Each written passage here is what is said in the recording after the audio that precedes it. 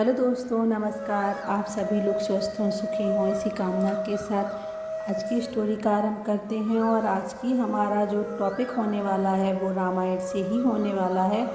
और हम आज आपको उस धोबी के बारे में बताएंगे जिस धोबी ने सीता माता की निंदा की थी। तो आइए सुनाते हैं आपको उसकी स्टोरी। पौराणिक कथाओं के अनुसार रामायण में जब मर्यादा पुरुषोत्तम भगवान श्री राम लंकापति रावण का वध करके लंका पर विजय पाने के बाद वापस अयोध्या नगरी लौटकर आते हैं, तब अयोध्या नगरी लौटने के बाद एक धोबी के द्वारा माता सीता की निंदा की गई, जिसके कारण माता सीता को अपने स्वामी भगवान श्री राम से अलग होना पड़ा था। लेकिन क्या आप इस धोबी की पूर्व जन्म की कहानी जानते हैं, जो माता सीता से ही जुड़ी हुई है? तो आइए जानते हैं इस कहानी के बारे में। एक मिथिला नाम की नगरी में महाराज जनक राज्य करते थे। एक बार वे यज्ञ के लिए पृथ्वी जोत रहे थे, तो उस समय धरती पर बनी गहरी रेखा द्वारा एक कन्या की उत्पत्ति हुई। ऐसी सुंदर कन्या को देखकर राजा को बड़ी प्रसन्नता हुई और उन्होंने उस कन्या का नाम सीता रख दिया। सीता एक दिन अपनी सखियों के साथ बगीचे में खेल रही थी। वहाँ पर उसी बगीचे में उन्हें एक सुख पक्षी का जोड़ा दिखाई दिया, जो बड़ा ही मनोरम था। वे दोनों पक्षी आपस में बात कर रहे थे कि सीता पर श्री राम नाम से प्रसिद्ध एक बड़े सुंदर राजा होंगे और उनकी महारानी सीता के नाम से प्रसिद्ध होंगी। धन्य है वो सीता और धन्य है वो श्री राम। उनकी ऐसी बातें सुनकर सीता ने यह सोचा कि ये दोनों मेरे ही जीवन की कथा कह रही, इन्हें पकड़कर सभी बातें अच्छी तरह से पूछ लूं। ऐसा विचार कर सीता ने अपनी सखियों से कहा, यह पक्षियों का जोड़ा अति सुंदर है, तुम लोग चुपके से जाकर इन दोनों को पकड़ लाओ। सखियाँ चुपके से जाकर उन दोनों सुंदर पक्षियों को पकड़ लाईं। सीता ने उन पक्षियों से कहा, तुम दोनों बड़े सुंदर हो, देखो हमसे डरो मत और बताओ तुम कहाँ से आए हो, राम कौन है और कौन है सीता, और तुम्हें उनकी जानकारी कैसे हुई, सारी बातों को जल्दी जल्दी से बताओ।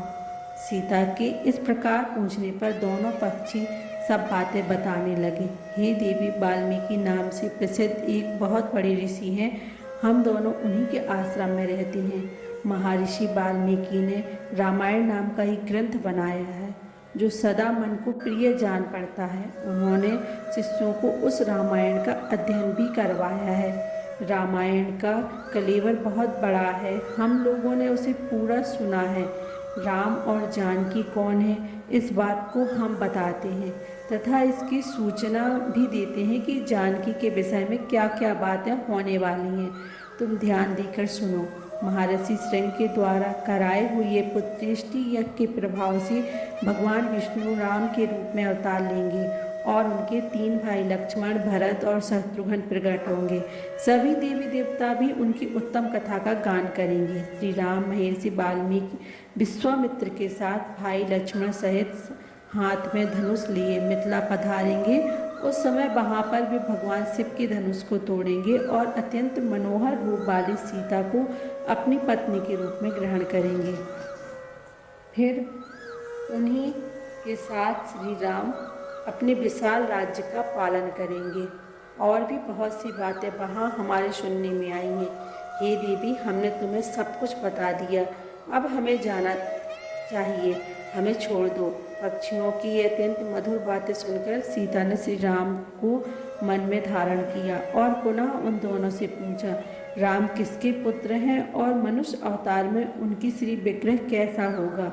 सीता की बातें सुनकर सुखी मन ही मन जान गई कि यही सीता है। उन्हें पहचानकर वह सामने आ उनके चरणों में गिर पड़ी और बोली, श्री रामचंद्र का मुख कमल की कली के समान सुंदर होगा, नेत्र बड़े बड़े तथा खिले हुए होंगे, नासिका ऊंची, भुजाएं घुटनों तक, गला शंख के समान होगा, वक्षस्थल उत्तम चौड़ा होगा। श्री राम ऐसे ही मनोहर रूप धारण करने वाले होंगे, मैं उनका क्या वर्णन कर सकती हूँ। ऋषि मुनि देव गंधर्व वे भी उनके गुणों का बखान नहीं कर सकते। फिर हमारे जैसे पक्षियों की क्या मजाल। वो जानकी देवी धन्य है जो शीघ्र ही श्री राम जी के साथ प्रसन्नता पूर्वक विहार करेंगी।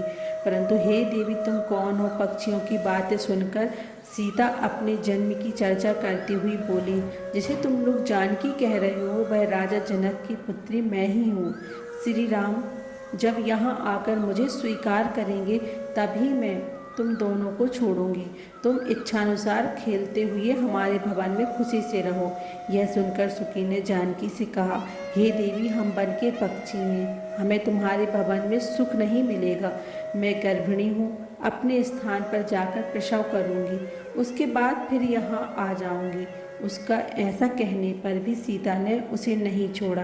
तब सुक ने कहा, सीता, मेरी भार्या को छोड़ दो, यह गर्भिणी है, जब यह बच्चों को जन्म दे देगी तब इसे लेकर फिर तुम्हारे पास आ जाऊंगा।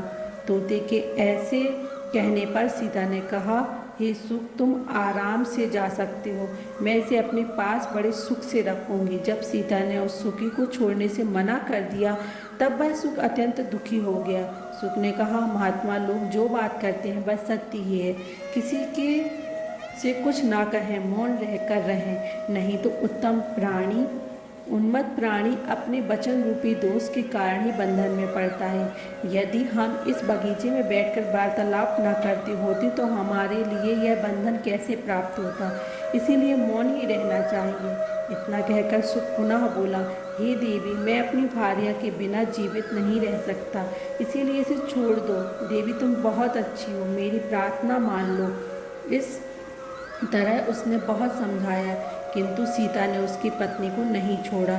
तब उसकी भार्या ने क्रोध और दुख से व्याकुल होकर जानकी को श्राप दिया, जिस प्रकार तू मुझे इस समय अपने पति से अलग कर रही है, वैसे ही तुझे स्वयं भी गर्भिणी की अवस्था में श्री राम से अलग होना पड़ेगा।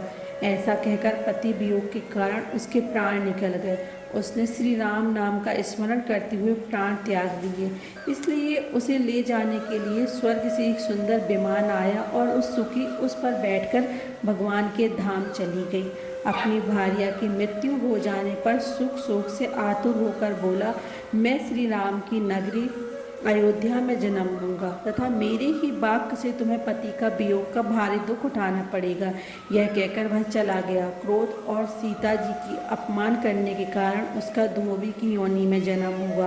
उस धोबी के कहने से ही सीता जी निंदित हुई और उन्हें पति से अलग होना पड़ा। धोबी के रूप में उत्पन्न हुए उस तोते का श्राप ही सीता को अपनी पति से अलग कराने का कारण हुआ और सीता को दोबारा वन में जाना पड़ा। तो दोस्तों, ये थी सीता माता के श्राप की स्टोरी।